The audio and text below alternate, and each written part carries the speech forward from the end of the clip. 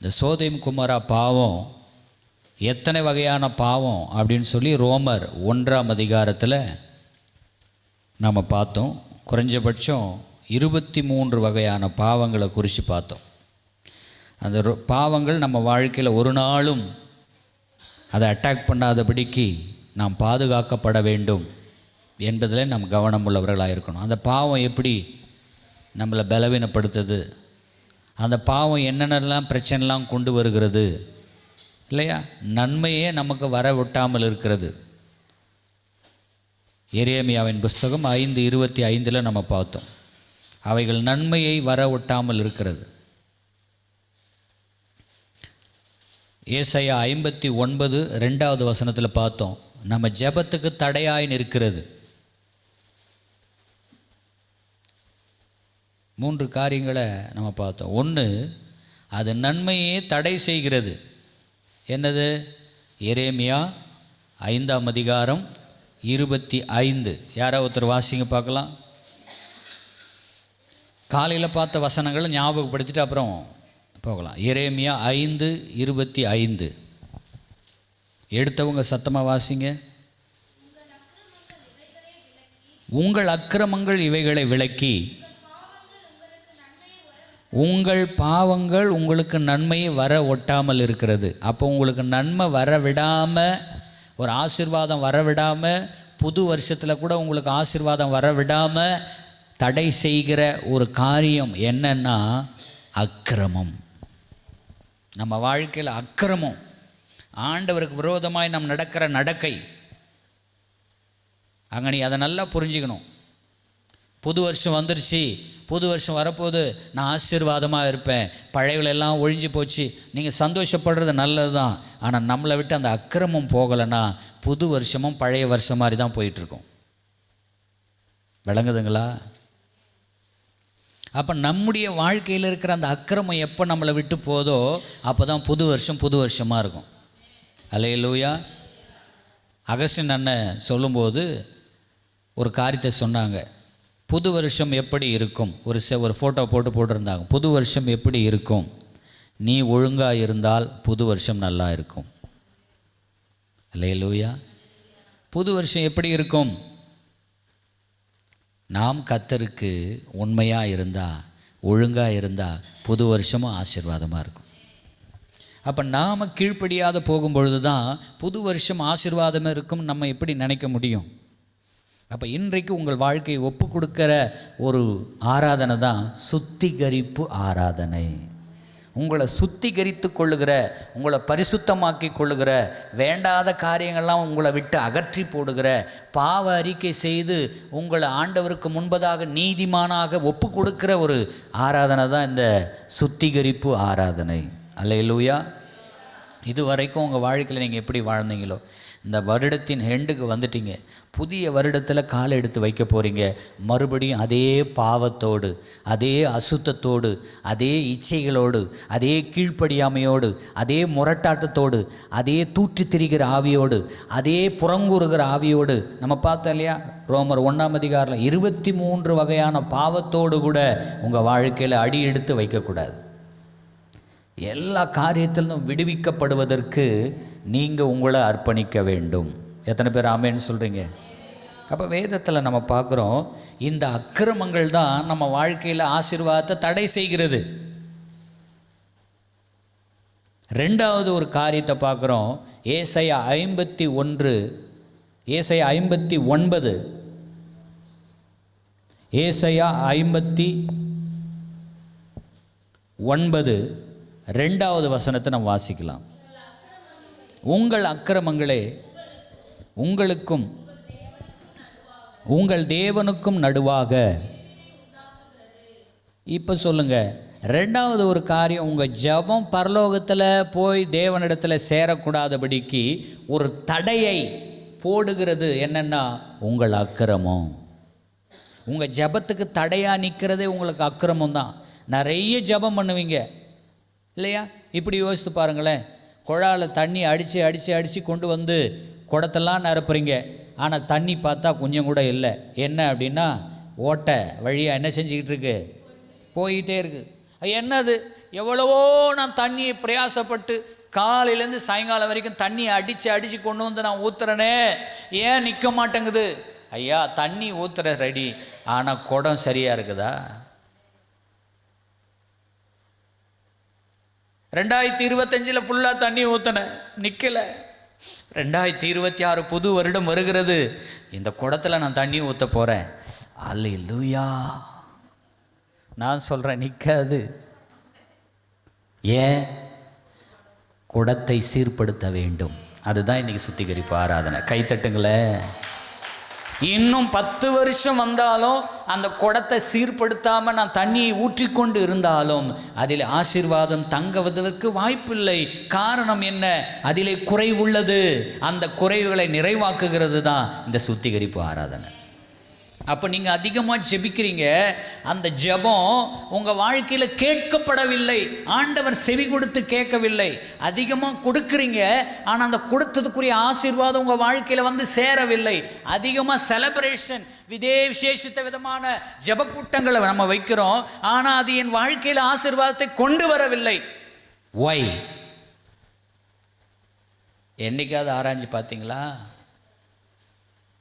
ஆராய்ஞ்சு பார்த்தீங்களா? எவ்வளோ உழைக்கிறேன், ஆனால் அது தானாக போயிட்டுருக்குது. வேதத்தில் ஒரு வசனத்தை நம்ம எடுத்து வாசிக்கும் பொழுது, இந்த 2வது காலையில் பிரசங்கித்த வசனத்தை உங்களுக்கு ஞாபகப்படுத்துகிறேன். நீங்கள் எடுத்து வாசித்து பாருங்கள்.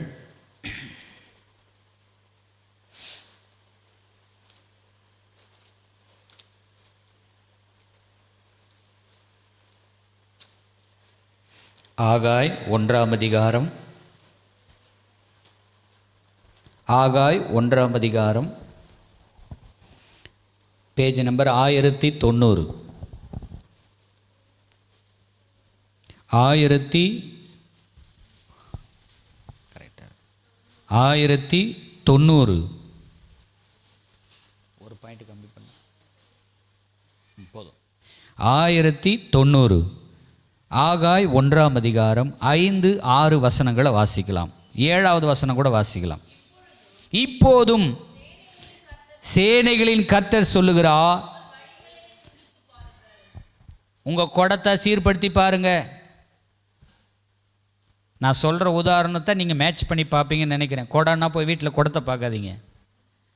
உங்க லைஃப்ங்க, உங்க வாழ்க்கை, உன் வழியை சிந்தித்து பார், உன் வாழ்க்கையை சிந்தித்து பார்,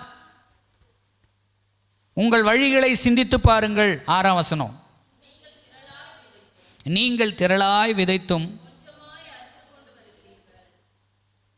கவனிக்கிறீங்களா? அதிகமாக பிரயாசம் இருக்குது, ஆசீர்வாதம் இல்லை. அதிகமான பிரயாசம் இருக்குதுங்க. அதிகமாக ஜெபிக்கிறீங்க, அதிகமாக முழங்காலில் நிற்கிறீங்க, அதிகமாக உபவாசம் பண்ணுறீங்க, அதிகமாக கொடுக்குறீங்க. பட் ஏன் எனக்கு பிளெஸிங் இல்லைன்னா சம்திங் ராங் யுவர் லைஃப். உன் வாழ்க்கையை கொஞ்சம் சீர்படுத்தி பார்க்கணும் மகளே. அதான் சுத்திகரிப்பு ஆராதனை. இன்னைக்கு உங்களை ஆராய்ந்து பாருங்க. அதுதான் ஆண்டவர் சொல்றாரு 5வது வசனத்தில், இப்போதும் சேனைகளின் கர்த்தர் சொல்லுகிறார், உங்கள் வழிகளை சிந்தித்து பாருங்கள். ஒரு தாத்தா வந்தாரு. ஒரு தாத்தா வந்த உடனே வீட்டில் பயங்கர சண்டை. என்ன? இந்த வீட்டில் கவனிங்க, இந்த வீட்டில் எல்லாரையும் அவர் குறை சொல்லிக்கிட்டே இருந்தார்.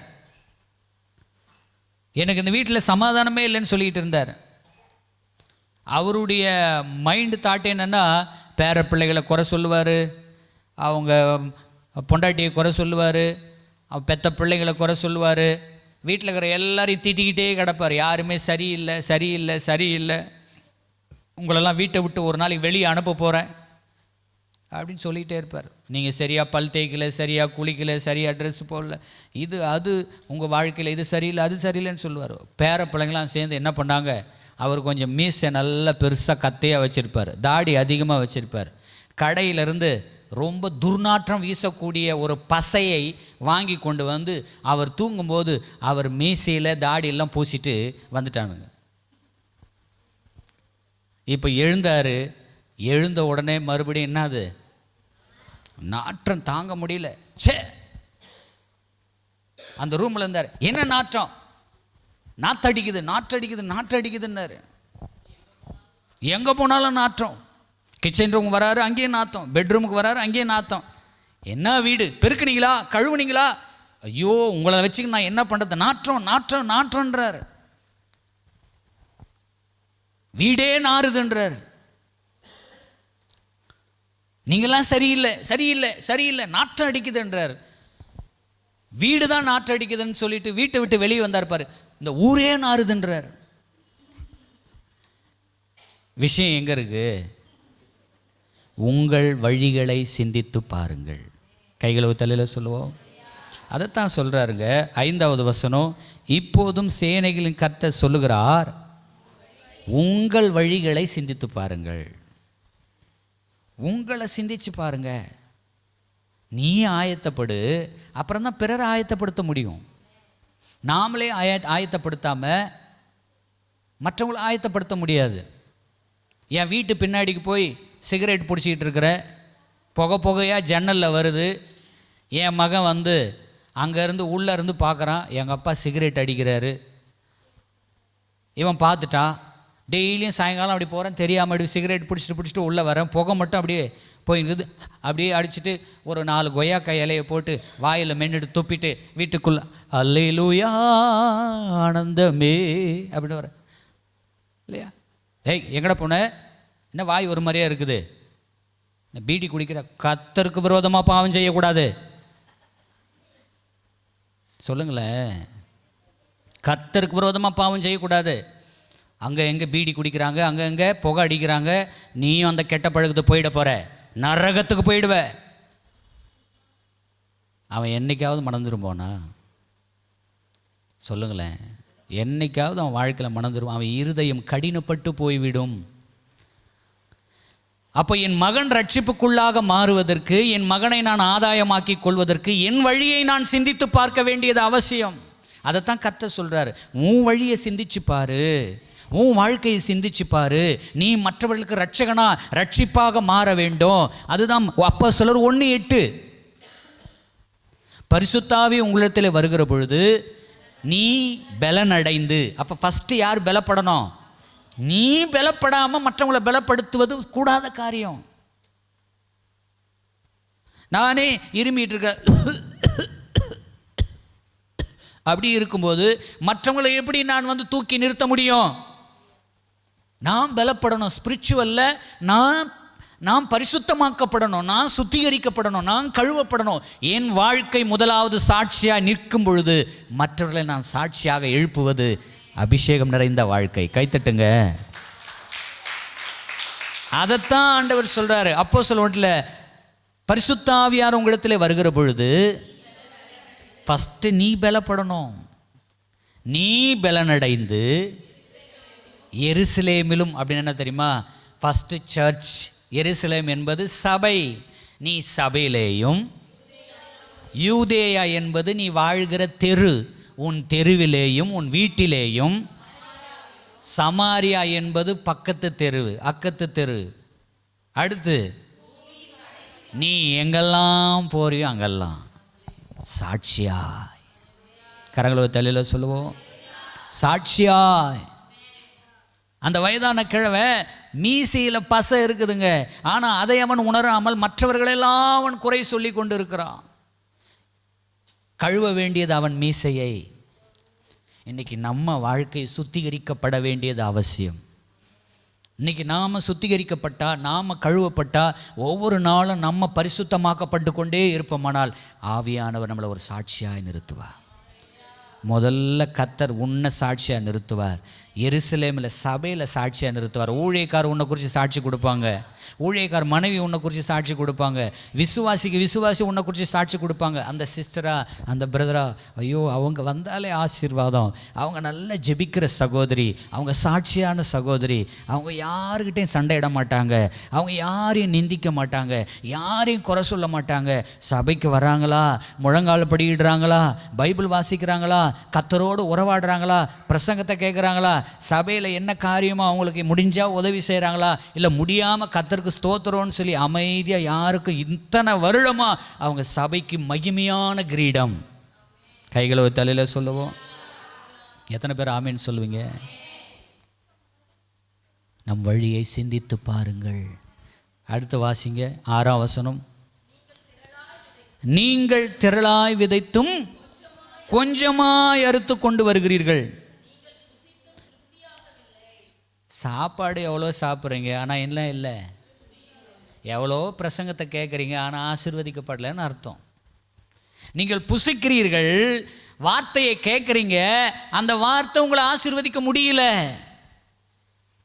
எத்தனை பிரசங்கத்தை நீங்கள் கேட்டிருப்பீங்க சொல்லுங்கள். நீங்கள் சர்ச்சுக்கு வந்து எத்தனை வருஷம் ஆகுது, எவ்வளவு ஆவிக்குரிய பிரசங்கத்தை கேட்டிருப்பீங்க, எத்தனை ஊழியக்காரர் உங்களை ஆசீர்வதிச்சு பிரசங்கம் பண்ணியிருப்பார், எவ்வளவு ஜபத்தை நீங்கள் ஊழியக்காரர்கிட்ட தலையில் கை வச்சு ஜெபம் பண்ணுங்க ஜபத்தை வாங்கியிருப்பீங்க. ஏன் இன்னும் நீங்கள் ஆசீர்வதிக்கப்படவில்லை? அதுக்கு ஒரே காரணம் 5வது வசனம்.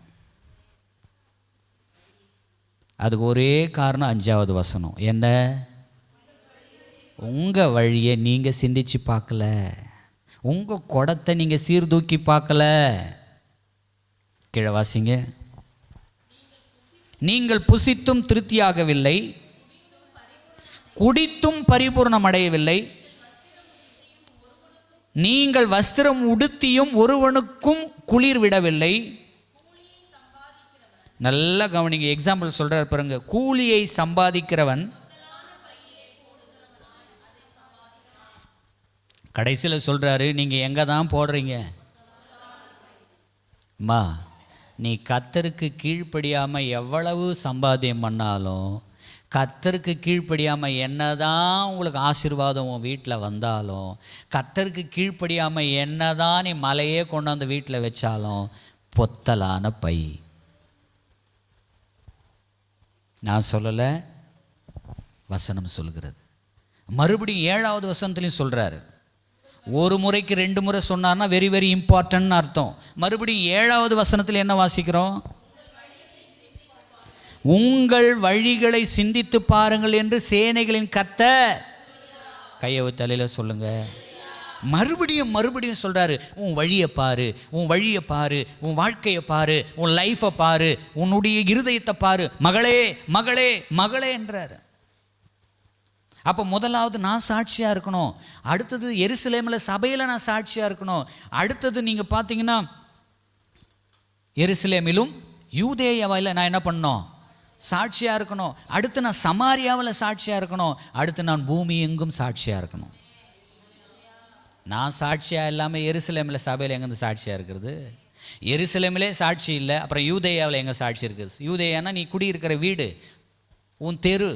யூதேயாவில் எங்கேருந்து சாட்சி இருக்குது? யூதேயாவில் சாட்சி இல்லை. பக்கத்து கிராமத்தில் போய் சமாரியாவில் எங்கே சாட்சியாக இருக்க போகிற? சமாரியாவில் சாட்சி இல்லை. நீ போகிற இடத்துல எங்கே சாட்சியாக இருக்க போகிற? இதுதான் அடிப்படை ஆவியானவர் கற்றுக் கொடுக்குறார். அப்போ முதல்ல நாம் ஆயத்தமாகாமல் என்ன ஜெபம் பண்ணாலும், அப்போ முதலாவது நம்ம பார்க்குறோம், உன் நன்மை உன் ஆசீர்வாதம் உனக்கு வர ஒட்டாமல் தடை செய்கிறது அக்கிரமம்.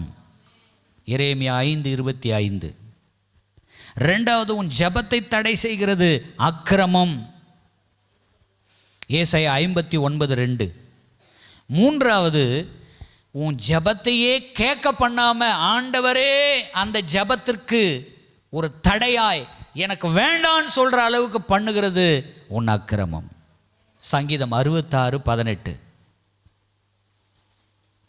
சங்கீதங்களின் புஸ்தகம் வேகமாக வாசிக்கலாமா? 66ஆம் சங்கீதம்.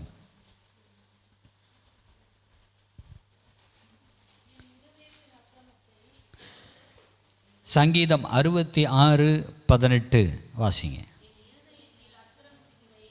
என் இருதயத்தில் அக்கிரமை சிந்தை கொண்டிருந்தேனானால்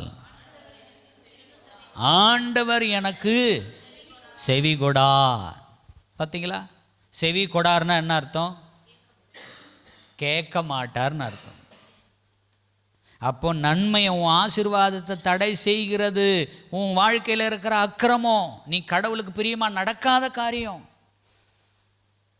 ரெண்டாவது, உன் ஜெபத்தை தடை செய்கிறது உன் அக்கிரமம்.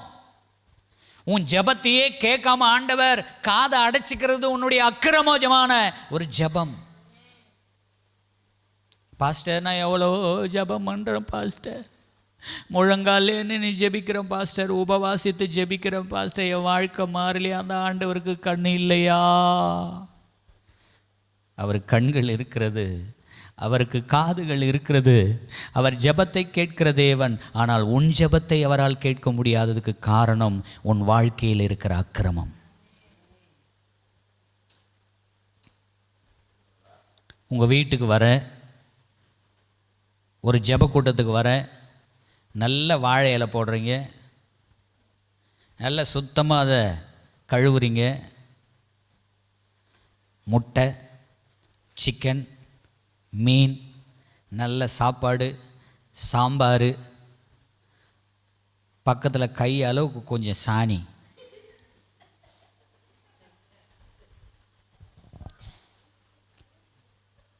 விஷயம் புரிஞ்சுக்குவீங்கன்னு நினைக்கிறேன். கறி இருக்குது, மீன் இருக்குது, முட்டை இருக்குது, சாம்பார் இருக்குது, எல்லாமே இருக்குது.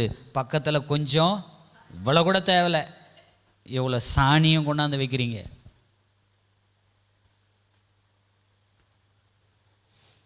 அதை திரும்பி பார்க்க முடியுமா? இதைத்தான் ஆண்டவர் சொல்கிறார். உன் வாழ்க்கையில் ஜெபம் இருக்குது, சூப்பர். பாட்டு இருக்குது, சூப்பர். ஆராதனை இருக்குது, சூப்பர். ஆனால் அசுத்தம் நிறைந்ததாக இருக்கிறதே மகளே, சுத்திகரித்துக்கொள். கைத்தட்டி கர்த்தரை ஸ்தோத்திரம் பண்ணுவோம். அதுக்கு தான் ஒரு சுத்திகரிப்பு ஆராதனை அவசியம். உன் வாழ்க்கையை நீ சுத்திகரித்து கொள்ள வேண்டும், உன் சிந்தையை சுத்திகரித்து கொள்ள வேண்டும், உன் நாவை சுத்திகரித்து கொள்ள வேண்டும். உன் லைஃப்பை நீ ஆராய்ந்து பார்த்து உன் ஆண்டவருக்கு ஒப்பு கொடுப்பாயானால் என் ஆண்டவர் உன்னை உயர்த்தி கனப்படுத்தி மகிழ்வா. அப்போ நம்மளை அர்ப்பணிக்கணும், நம்மளை அர்ப்பணிக்கணும். அப்போ நன்மையை எரேமியா 5:25 பார்க்குறோம், நன்மையை வரவிடாமல் தடை செய்கிறது. ஏசாயா 59:2 பார்க்குறோம், ஜெபத்தை தடை செய்கிறது. சங்கீதம் 66:18 பார்க்குறோம், ஆண்டவரே செவியை அடைத்துக் கொள்கிறார். ஏசாயா 1 வாங்களேன் கொஞ்சம் வேகமாக. இது ஒரு அருமையான பிரசங்கம். ஏசாயா 1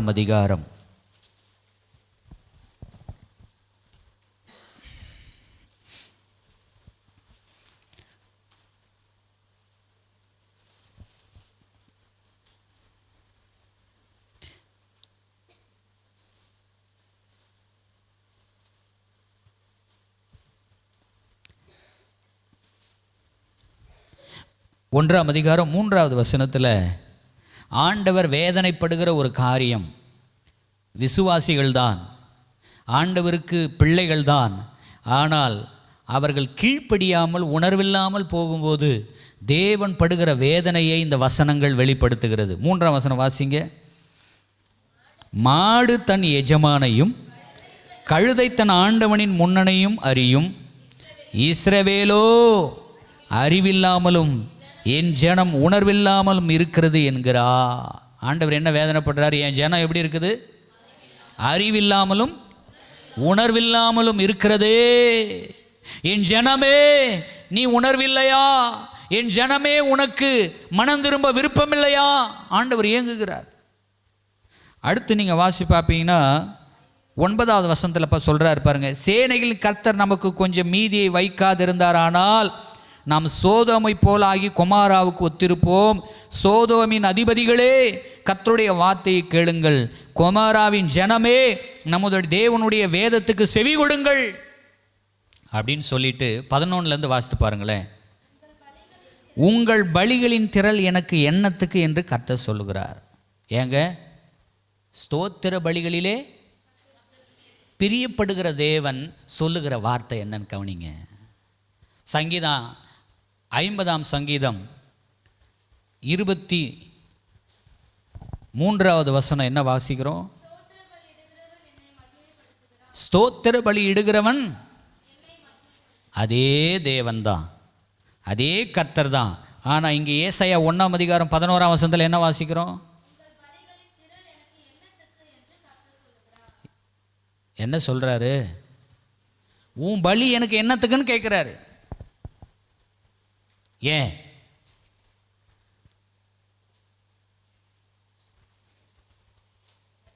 அடுத்து வாசிங்க. கொழுத்த மிருகங்களின் நினமும் எனக்கு காளைகள் கடாக்களுடைய இரத்தத்தின் மேல் எனக்கு 12ஆம் வசனம், என் பிரகாரங்களை இப்படி மிதிக்க வேண்டும் என்று உங்களிடத்தில் கேட்டது. 13ஆம் வசனம், வெறுங்கையோடு வராதிங்க அப்படின்னு சொன்ன ஆண்டவர் இப்போ இன்னொரு காரியத்தை சொல்கிறார். முதல்ல சொல்லும்போது ஸ்தோத்திர பலியை குறித்து சொல்கிறாரு, நீங்கள் இந்த மாதிரி பலியெல்லாம் எனக்கு கொண்டு வராதிங்க, எனக்கு வேண்டான்றாரு. ஏன் நம்ம பார்க்க போகிறோம். ரெண்டாவது என்ன சொல்கிறாரு, இனி வீண் காணிக்கைகளை கொண்டு வர வேண்டாம். கர்த்தருக்காக உற்சாகமாக கொடுக்கணும்னு சொன்ன ஆண்டவர் காணிக்கையை கூட வெறுக்கிறாரு. உன் காணிக்கை கர்த்தருக்கு பிரியமாக இருக்கணுமா? கவனிச்சிங்களா? அடுத்து வாசிங்க.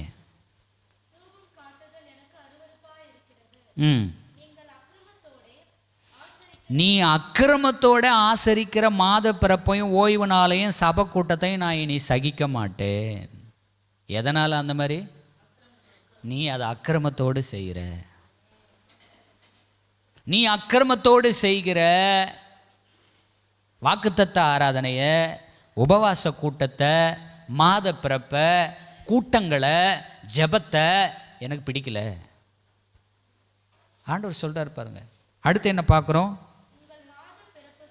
உங்கள் மாத பிறப்புகளையும் உங்கள் பண்டிகைகளையும் என் ஆத்துமா, நீ பர்த்டே கொண்டாடினாலும் சரி, மேரேஜ் டே கொண்டாடினாலும் சரி, அல்லது கிறிஸ்மஸை கொண்டாடினாலும் சரி, அல்லது உபவாச கூட்டத்தை செலிப்ரேட் பண்ணாலும் சரி, நாம் மகிழ வேண்டிய ஒரு பண்டிகை, ஆனால் அது என் உள்ளம் வெறுக்கிறதுன்றார் ஆண்டவர்.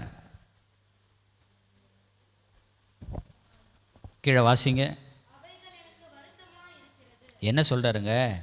சந்தோஷப்பட வேண்டிய ஆண்டவர் எப்படி இருக்குது? ஆண்டவருக்கு எனக்கு வேதனையாக இருக்குது. கீழே வாசிங்க. எனக்கு ரொம்ப அதெல்லாம் நான் நினச்சி அதெல்லாம் சுமந்து நீ செய்கிற காரியத்தெல்லாம் நினச்சி நான் இழைச்சி போகிறேன்றார். அடுத்து இப்போ ஜெபத்துக்கு வரார் பாருங்க. நீங்கள் உங்கள் கைகளை விரித்தாலும், அதுதான் சங்கீதம் 66:18 வாசிக்கிறோம். நீங்கள் உங்கள் கைகளை விரித்தாலும் என் கண்களை உங்களை விட்டு மறைக்கிறேன். நீங்கள் மிகுதியாய் ஜெபம் பண்ணினாலும் கேளே, நான் கேட்க மாட்டேன். நீங்கள் மிகுதியாய் ஜெபம் பண்ணினாலும் கேளேன். அடுத்து என்ன சொல்றாரு? உங்கள் கைகள் இரத்தத்தினால் நிறைந்திருக்கிறது. உன் கை பாவமாக இருக்குது. நிறைய காரியத்தை திருடி இருக்கிற, நிறைய காரியத்தை பொய் சொல்லி ஏமாத்திருக்கிற, மற்றவங்களுக்கு சேர வேண்டியதை நீ வஞ்சித்து இருக்கிற, மற்றவங்களை அடிச்சிருக்கிற, மற்றவங்களை கொலை செய்திருக்கிற, மற்றவங்களை துன்மார்க்கமாக இந்த கையை நீட்டி சபிச்சிருக்கிற, எல்லாம் உன் கையெல்லாம் பாவ ரத்த கரையை நான் பார்க்குறேன்றார் ஆண்டவர். அல்லேலூயா. உங்கள் கரத்தை, அதனால தான் நீங்கள் கையை உயர்த்தி இப்படி ஆராதிக்கும் போது அந்த கை இரத்தத்தினால் கழுவப்பட்டிருக்க வேண்டும். ஹல்லேலூயா அப்படின்னு கையை உயர்த்தும் போது இந்த கரத்தின் பரிசுத்தத்தை கர்த்தர் பார்க்க வேண்டும். எத்தனை பேர் ஆமேன்னு சொல்கிறீங்க? ஏன் அல்லேலூயான கையை உயர்த்தி சொல்கிறேன் தெரியுமா? இது பரிசுத்தமான கரம், தேவனுக்கு முன்பதாக உயர்த்த, தேவனை மகிமைப்படுத்த சுத்திகரிக்கப்பட்டிருக்க வேண்டும். இந்த கை அப்படி உயர்த்தும் போதே தேவன் இந்த கரத்தை பார்ப்பார், உன் சிந்தையை பார்ப்பார், உன் ஆத்மாவை பார்ப்பார். கீழே வாசிங்க 16ஆம் வசனம். உங்களை கழுவி சுத்திகரியுங்கள். இப்போ தான் நம்ம விஷயத்துக்கு வரோம். இந்த ஆராதனையே எதுக்கு? ஆண்டவர் சொல்கிறாரு, உங்களை கழுவி சுத்திகரியுங்கள். எத்தனை பேர் ஆமேன்னு சொல்கிறீங்க? உங்களை கழுவி சுத்திகரியுங்கள்.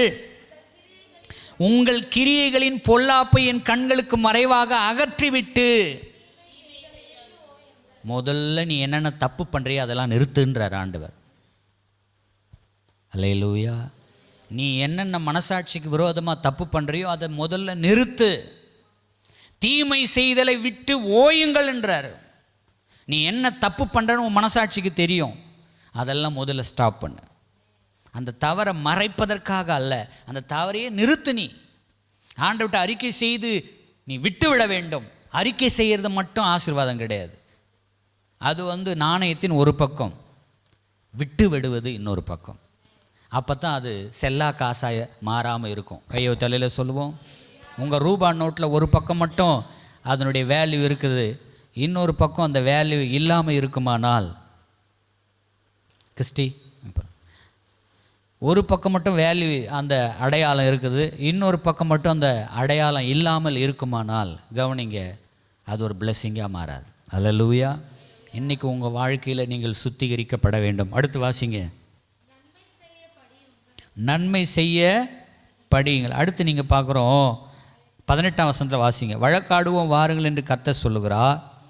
உங்கள் பாவங்கள் சிவேர் என்று இருந்தாலும் உறைந்த மழையைப் போல வெண்மையாகும், அவைகள் ரதாம்பர சிவப்பாக இருந்தாலும் பஞ்சை போல் ஆகும். பார்த்தீங்களா, நீங்கள் அறிக்கை செய்து ஆண்டவர்கிட்ட ஒப்பு கொடுத்தா கர்த்தர் உங்களை செக்கச்சவேல்னு அருவருக்கத்தக்க பாவமாக இருந்தாலும் உங்களை கழுவி சுத்திகரித்து வெண்பஞ்சு மாதிரி மாற்றிட்டு வரான்.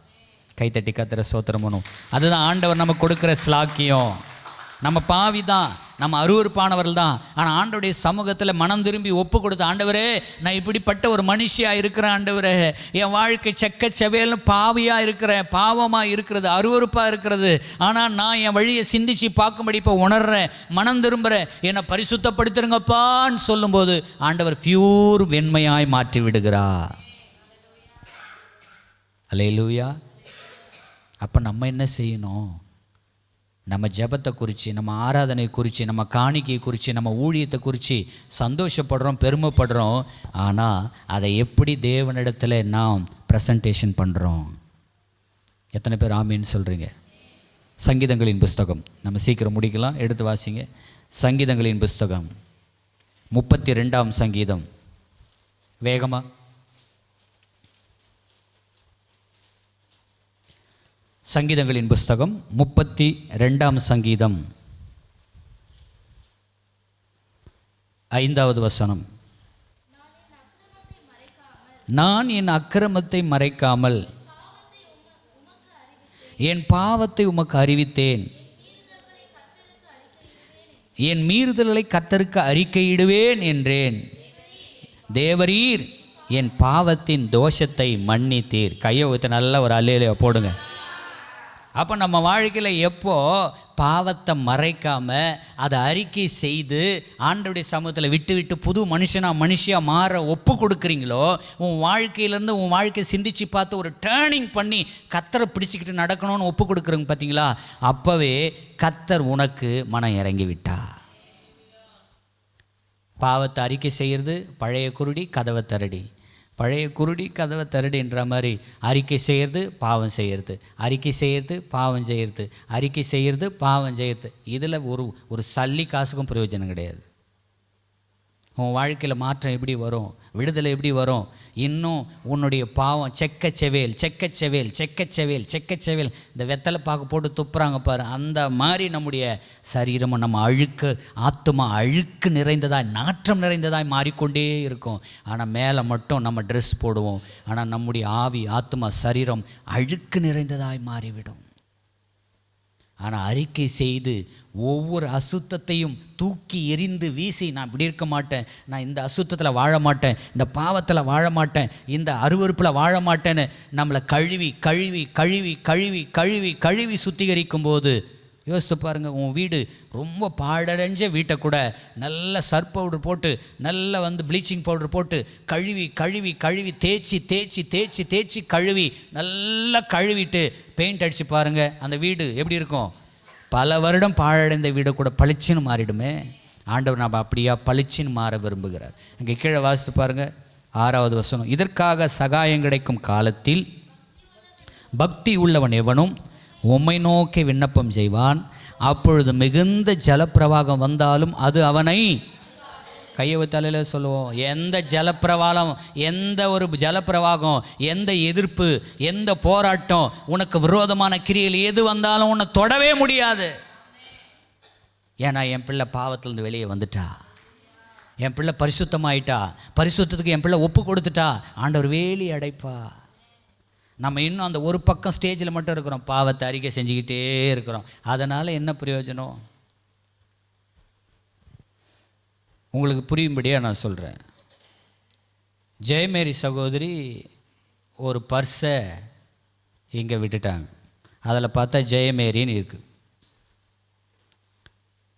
பர்ஸை வந்து பார்த்தா, திறந்து பார்த்தா 5000 ரூபாய் இருக்குது. எவ்வளோ? 5000. பர்ஸை தூக்கி எங்கே வச்சுட்டேன்? நான் பாக்கெட்டில் வச்சுட்டேன். அது அவங்க முக்கியமான காரியத்துக்கு வச்சுருக்குறாங்க. இப்போ ஆண்டவர் உணர்த்துறார். நான் போய், சிஸ்டர் என்னை மன்னிச்சிருங்க சிஸ்டர், என்னங்க ஐயா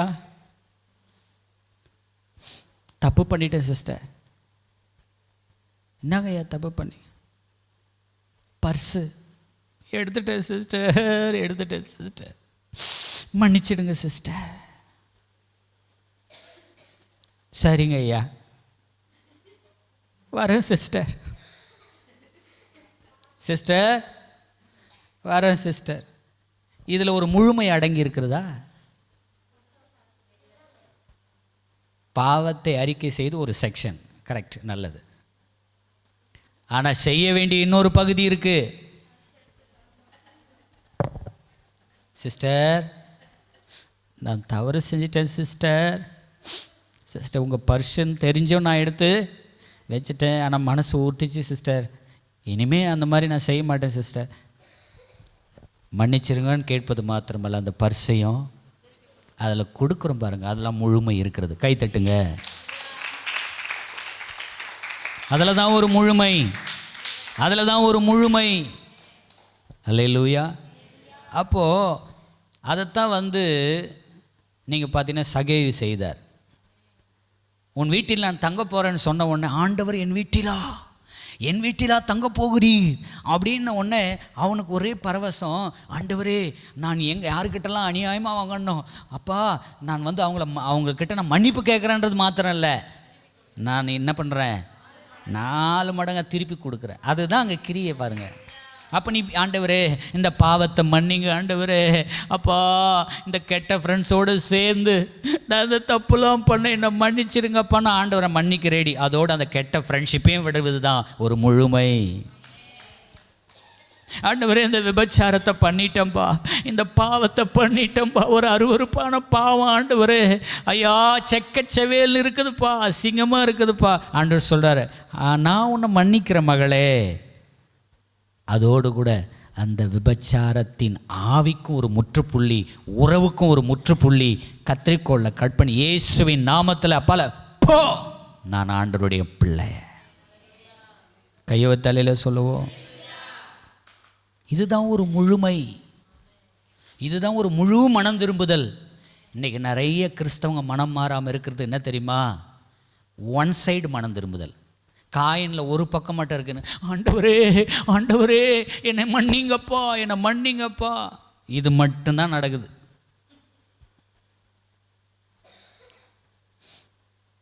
எங்கள் அம்மா இருக்கிறாங்க, என் மனைவியும் இருக்கிறாங்க. என் மனைவி சொல்கிறாங்கன்னு வச்சிங்களேன், உங்கள் அம்மா சும்மா கத்திக்கிட்டே இருக்கு, வயசாகிட்டு திண்ணையில். இப்போ இவன் என்ன சொல்கிறான், ஏன் எங்கள் அம்மாவை பற்றி அப்படி பேசுகிற? இப்போ எங்கள் அம்மா சொல்கிறாங்க, அப்பா நான் ஏதாவது சொல்லி தான் மன்னிச்சிட்டு பசிக்குதுப்பா, அதனால் ஒரு டம்ளர் காப்பி கேட்டேன்ப்பா. அம்மா என்னை மன்னிச்சிருங்கம்மா, அவள் அந்த மாதிரி செஞ்சதுக்காக நான் வருத்தப்படுறேம்மா அப்படின்னு சொல்வது ஒரு நல்ல மனம் திரும்புதல் தான். ஆனால் அந்த தாய்க்கு செய்ய வேண்டியதையும் செய்வதே முழுமையான மனம் திரும்புதல். ஒருத்தர் வழியில் போயிட்டே இருக்கீங்க, ஒருத்தர் குளிரில் ஒன்று படுத்துன்னுக்கிறாரு. இப்போ நீங்கள் பார்க்குறீங்க, ஐயோ ஆண்டவா இறைவா, இது என்ன கொடுமை, என்ன கொடுமை, இதை பார்க்கிறேனே, என் மனம் உடைகிறதே, கண்ணீர் வருகிறதே. ஆண்டவரே ஆண்டவரே நீ ரட்சியுமப்பா, இந்த ஏழைகளுக்கு இறங்குமப்பா, இறங்குமப்பா, இறங்குமப்பா, இறங்குமப்பா. இதில் ஏதாவது ஒரு முழுமை இருக்கா? நீ மனம் இறங்கியது, மனம் பதறு வருகிறத கர்த்தர் நல்லதுன்னு பார்க்குறார். ஆனால் இன்னொரு பக்கத்தையும் அவர் கவனிக்கிறார். என்ன தெரியுமா? உன் வீட்டில் ஏதாவது பழைய துணியோ, பழைய பெட்ஷீட்டோ, பழைய லுங்கியோ இருக்கிறத எடுத்துகிட்டு வந்து, ஐயோ ஆண்டவரே அப்படின்னு சொல்லி அவன் மேலே போட்டுட்டு பாருங்க. அதில் தான் முழுமை. கைத்தட்டி கர்த்தரை ஸ்தோத்திரம் பண்ணணும். அதைத்தான் எபிரேயர் 2ஆம் அதிகாரத்தில் நீ பார்த்தீங்கன்னா ஆண்டவர் சொல்கிறாரு. எபிரேயரின் புஸ்தகம்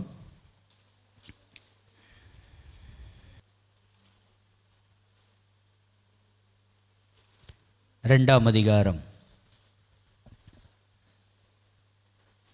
15-16 வாசிக்கலாம். நம்ம யாக்கோபு 2ஆம் அதிகாரமா யாக்கோபு 2ஆம் அதிகாரம், யாக்கோபு எழுதின நிருபம் 2ஆம் அதிகாரம் 15-16 வாசிங்க. ஒரு சகோதரனாவது சகோதரியாவது வஸ்திரம் இல்லாமலும், விளங்குதா? பேஜ் நம்பர் 314, புதிய ஏற்பாட்டில் 314வது பக்கம் எடுத்துக்கொள்ளுங்க.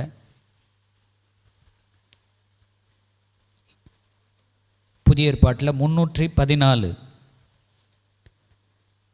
யாக்கோபு 2ஆம் அதிகாரம் 15-16 வாசிங்க.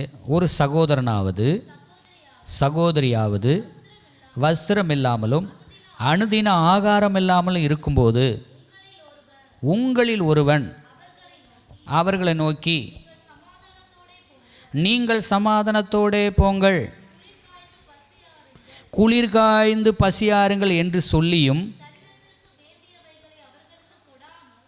சரீரத்திற்கு வேண்டியவைகளை அவர்களுக்கு கொடாவிட்டால், பார்த்தீங்களா? ஐயோ குளிருதே, வயசான பாட்டி, ஐயோ பாவம், ஐயோ பசிக்குதே, ஐயோ பசியோடு இருக்கிறாங்களே பாவம் அப்படின்னு உச்சி கொட்டுவதல்ல, அப்படின்னு இறக்கப்படுவதல்ல. கவனிங்க, அவங்க சரீரத்துக்கு வேண்டியவைகளை நீங்கள் செய்வதே ஒரு முழுமையான ஹெல்ப். அல்லேலூயா. இப்போ விளங்குதா உங்களுக்கு? மனம் திரும்புதலின் புதிய அர்த்தம் விளங்குதா? சுத்திகரிக்கப்பட வேண்டிய காரியம் முழுவதாக விளங்குதா? நிறைய நேரங்களில் கிறிஸ்தவங்க மாறாமல் இருக்கிறதுக்கு காரணம் தெரியுமா? என்னை மன்னியும் மன்னியும் மன்னியும் மன்னின்னு சொல்லிட்டு ஆண்டவரை ஏமாத்துறாங்க. அது நாணயத்தின் ஒரு பக்கம். ஆனால் இன்னொரு பக்கம் என்ன தெரியுமா? அறிக்கை செய்வதை விட்டு விடுவதே முழுமையான மனம் திரும்புதல். அல்லேலூயா. அப்போ ஆண்டவர்கிட்ட நம்ம ஒப்பு கொடுக்கணும். கடைசியாக ஏசாயா 6ஆம் அதிகாரத்தில் என்ன செய்கிறாரு? ஏசாயா ஆலயத்துக்குள்ளே போகிறாரு. ஆலயத்துக்குள்ளே போன உடனே 5வது வசனத்தில் எப்படி ஜெபிக்கிறார் பாருங்க சீக்கிரம். அப்பொழுது நான் ஐயோ அதமானேன், நான் அசுத்த உதடுகளுள்ள மனுஷன், அசுத்த உதடுகளுள்ள ஜனங்களின் நடுவில் வாசமாக இருக்கிறேன். சேனைகளின் கர்த்தராகிய ராஜாவை என் கண்கள் கண்டதே என்றேன். அப்பொழுது தன் கையில் பிடித்த குறட்டால் என்னிடத்தில் பறந்து வந்து அதனால் என் வாயை தொட்டு, இதோ இது உன் உதடுகளை தொட்டதினால் உன் அக்கிரமம் நீங்கி உன் பாவம் நிவர்த்தியானது என்றா. பின்பு யாரை நான் அனுப்புவேன், யார் நமது காரியமாய் போவான் என்று உரைக்கிற ஆண்டவருடைய சத்தத்தை கேட்டேன். அதற்கு நான் இதோ அடியேன் இருக்கிறேன், என்னை அனுப்பும் என்றேன். கையை தலையில் சொல்லுவோம். நீ எப்போ ஒரு காரியத்துக்காக பதட்டப்படுறியோ, ஆண்டவரே அவன் எப்படி ஏசாயா தீர்க்கதரிசி எப்படி அலறா இருப்பாங்க. அப்பொழுது நான் ஐயோ அதமானே, நான் அசுத்த உதடுகள் உள்ள மனுஷன், அசுத்த உதடுகள் உள்ள ஜனங்கள் நடுவில் வாசமாக இருக்கிற சேனைகள் கர்த்தராகிய ராஜாவை என் கண்கள் கண்டதே. ஐயோ நான் ஒரு பாவி, ஐயோ நான் ஒரு அசுத்த, ஆண்டவரே என்னை மன்னிங்க, என்னை ரட்சிங்க அப்படின்னு சொல்லி தன்னை ஒப்பு கொடுத்து கதறும் பொழுது கர்த்தர் மனம் இறங்குகிறார். ஒரு அக்கினி தழலை கொண்டு வந்து அவன் நாவை கத்த தொடுகிறார். எத்தனை பேர் ஆமேன்னு சொல்கிறீங்க? இன்றைக்கி கர்த்தர் நம்ம நாவை பரிசுத்தமாக்கணும், நம்ம சிந்தையை பரிசுத்தமாக்கணும், நம்ம கண்களை பரிசுத்தமாக்கணும், நம்ம இருதயத்தை பரிசுத்தமாக்கணும். பரிசுத்தமாக மாறிட்டா கர்த்தருக்கு பயன்படுகிற பாத்திரமாக நம்ம மாறிடும். எத்தனை பேர் ஆமேன்னு சொல்லுவீங்க? எல்லோரும் அப்படி கண்களை மூடி ஜெபிக்கலாமா? எல்லாரும் கண்களை மூடி ஜெபிக்கலாமா? வெறும் பாவ அறிக்கை செய்கிற கிறிஸ்தவர்களாக மட்டும் நீங்கள் இருந்துட்டீங்கன்னா உங்கள் வாழ்க்கையில் மாற்றமே இருக்காது. ஆனால் இன்றைக்கு அதை விட்டு விடுகிற கிறிஸ்தவர்களாக நீங்கள் மாற வேண்டும். விட்டு விடுகிற கர்த்தருடைய பிள்ளைகளாக மாற வேண்டும் என்று கர்த்தர் விரும்புகிறார். இந்த சுத்திகரிப்பு ஆராதனையில் ஆண்டவரே என்னை பரிசுத்தப்படுத்துங்கப்பா, ஆண்டவரே ஒரு விடுதலை ஆகாத கிறிஸ்தவளாக நான் இருக்கிறேன் ஆண்டவரே, வெறும் பாவரிக்கை செஞ்சுட்டு ஒரு வாழ்க்கை நடத்துகிறேன் ஆண்டவரே, என் வழி இன்னைக்கு சிந்திச்சு பார்க்கும்படி என்னோடு பேசுகிறீர் ஆண்டவரே. என் ஆசீர்வாதம்லாம் பொத்தலான பையில் போய் கொண்டிருக்கிறது என்பதை நான் உணர்த்துகிறேன். என் அபிஷேகம் பொத்தலான பையில் போய் கொண்டிருக்கிறது, என் நன்மையெல்லாம் பொத்தலான பையில் போய் கொண்டிருக்கிறது ஆண்டவர். எவ்வளவோ பிரயாசப்படுறேன், எவ்வளோ ஊழியம் செய்கிறேன், எவ்வளோ ஜெபிக்கிறேன், எவ்வளோ ஆராதிக்கிறேன், எவ்வளோ முழங்காலில் நிற்கிறேன், எவ்வளோ பைபிள் படிக்கிறேன், எவ்வளோ சர்ச்சில் எவ்வளவோ பிரயாசப்படுறேன். ஆனால் ஏன் என் வாழ்க்கையில் ஆசீர்வாதம் இல்லை என்பதற்கு இன்றைக்கு நான் பதிலை பெற்றுக்கொண்டேன். யாரோடெல்லாம் கர்த்தர் தெளிவாக பேசியிருக்கிறாரோ இன்றைக்கு எல்லாம் முழங்கால் படிட்டு உங்களை அர்ப்பணிக்க நீங்கள் ரெடியா? கர்த்தர் உன்னை வெண்பஞ்சாய் மாற்றுவார், உன்னை பரிசுத்தமாய் மாற்றுவார், தனக்கு உகந்த பாத்திரமாய் மாற்றுவார். உன் பாவ கட்டுக்கள் எல்லாம் கர்த்தர் அறுத்தெறிவார். உன்னை அசுத்தப்படுத்தி கொண்டிருக்கிற அந்த நாற்றத்தெல்லாம் கர்த்தர் கழுவுவார்.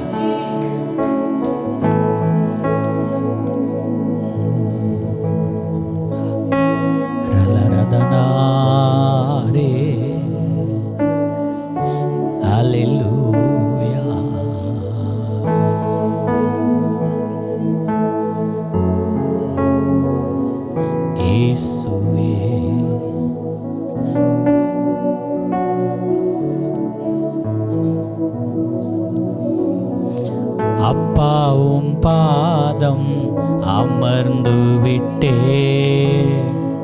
அன்பின் தகப்பன் நீர்தானையா, செய்த பாவங்கள் கண்முன்னே வருந்துகிறேன் நான் கண்ணீரோடு, என்னை கழுவி கழுவி தூய்மையாக்கும் கல்வாரி இரத்தத்தாலே நான் பனியை போல வெண்மையாவே, முற்றிலும் வெண்மையாவே. ஏசையா ஏசையா ஏசையா ஏசையா சொல்லுவோம். ஏசையா. தேங்க்யூ அப்பா, தேங்க்யூ ஹோலி ஸ்பிரிட். ஏசையா ஏசையா. துணிகரமாய் நான் தவறு செய்தே,